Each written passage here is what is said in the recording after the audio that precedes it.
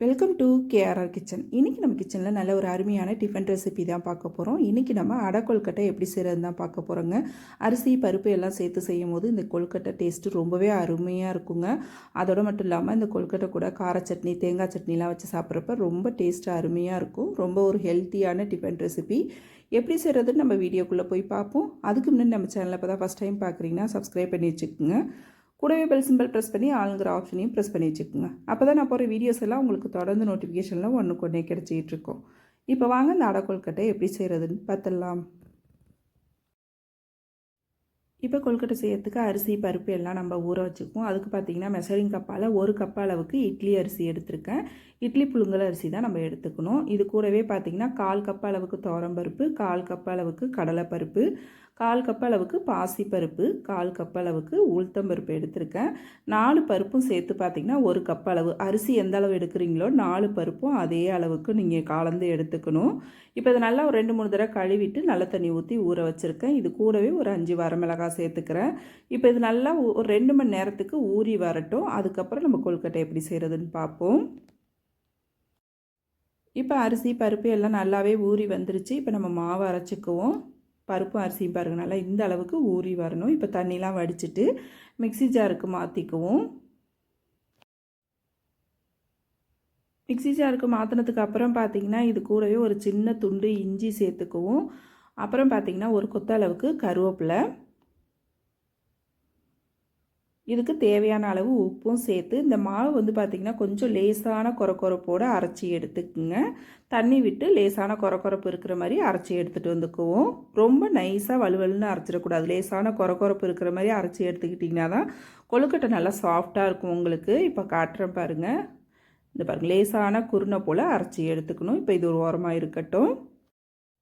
இப்போ அடுப்பில் ஒரு கடாய் வச்சுருக்கேன். இதில் ஒரு 2 டேபிள் ஸ்பூன் அளவுக்கு தேங்காய் எண்ணெய் சேர்த்துக்கிறேன். தேங்காய் எண்ணெயில் தாளிப்பு கொடுக்கும்போது டேஸ்ட்டு ரொம்பவே அருமையாக இருக்குங்க. எண்ணெய் காஞ்சதுக்கப்புறம் 2 டீஸ்பூன் அளவுக்கு கடலைப்பருப்பு, 2 டீஸ்பூன் உளுத்தம்பருப்பு, 1 டீஸ்பூன் அளவுக்கு கடுகு சேர்த்து நல்லா பொரிய விட்டுக்குங்க. பருப்பு எல்லாம் நல்லா பொரிஞ்சு செவந்து வரணும். இந்த அளவு நல்லா வந்ததுக்கப்புறம் இதில் கொஞ்சமாக கருவேப்பிலை நல்லா நறுக்கி எடுத்து வச்சுருக்கேன், அதை சேர்த்துக்கிறேன். அதே போல் கொஞ்சமாக பெருங்காயத்தூளும் சேர்த்து நல்லா கலந்து விட்டுக்குங்க. நல்லா கலந்து விட்டதுக்கப்புறம் நம்ம அரைச்சி வச்சுருக்க மாவை இது கூட சேர்த்துக்குவோம். கூடவே வந்து பார்த்திங்கன்னா மிக்ஸி ஜார் கழுவிட்டு கொஞ்சமாக தண்ணி சேர்த்துக்குங்க. மாவை சேர்த்ததுக்கப்புறம் அடுப்பை சிம்மில் வச்சு இந்த மாவை கைவிடாமல் கலந்து கொடுத்துக்கிட்டே இருங்க.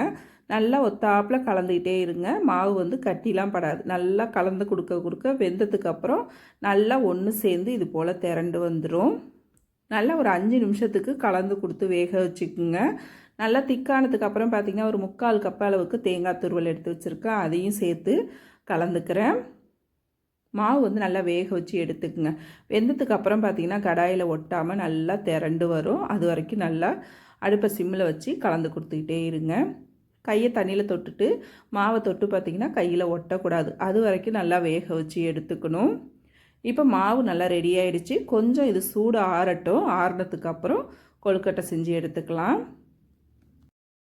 இப்போ மாவு ஆறிடுச்சு. கொழுக்கட்டை செஞ்சு வேக வச்சுக்குவோம். அதுக்கு பார்த்திங்கன்னா இட்லி பாத்திரத்தில் தண்ணி ஊற்றி நம்ம இடியாப்ப தட்டு நான் வேக வைக்கிறதுக்கு வச்சுருக்கேன். உங்களுக்கு எதில் விருப்பமோ அதில் வேக வச்சு எடுத்துக்குங்க.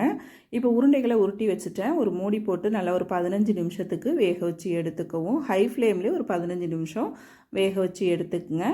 வெந்துட்டான்னு பார்க்குறதுக்கு ஏதாவது ஒரு ஸ்டிக் வச்சு குத்தி பாருங்கள். உங்களுக்கு அந்த இதில் ஒட்டாமல் வரும். அவ்வளோதான், கொழுக்கட்டை வெந்துருச்சு. இப்போ அதை நம்ம எடுத்துடலாம். நல்லா சூப்பராக அருமையாக நம்மளோட அடை கொழுக்கட்டை ரெடி ஆகிடுச்சிங்க. இது டிஃபனுக்கும் சாப்பிட்லாம், ஈவினிங் ஸ்நாக்ஸுக்கு கூட குழந்தைங்களுக்கு செஞ்சு கொடுக்கலாம். டேஸ்ட்டு ரொம்பவே அருமையாக இருக்கும். கொழுக்கட்டையும் பாருங்கள் எந்த அளவுக்கு நல்லா சாஃப்டாக இருக்குன்னு பாருங்கள். ஆறுனாலும் உங்களுக்கு நல்லாவே சாஃப்டாக இருக்கும். சாப்பிட்றதுக்கும் டேஸ்ட்டு அருமையாக இருக்கும். கண்டிப்பாக ட்ரை பண்ணி பாருங்கள். ட்ரை பண்ணி பார்த்துட்டு எப்படி இருக்குன்னு எனக்கு கமெண்ட் பண்ணுங்கள். என்னோட இந்த ரெசிபி பிடிச்சிருந்ததுன்னா லைக் பண்ணுங்கள், ஷேர் பண்ணுங்கள். மறக்காமல் நம்ம கேஆர்ஆர் கிச்சனை சப்ஸ்கிரைப் பண்ணி வச்சுக்கோங்க. நாளைக்கு வேறொரு ரெசிபியோடு சந்திப்போம். Thanks for watching.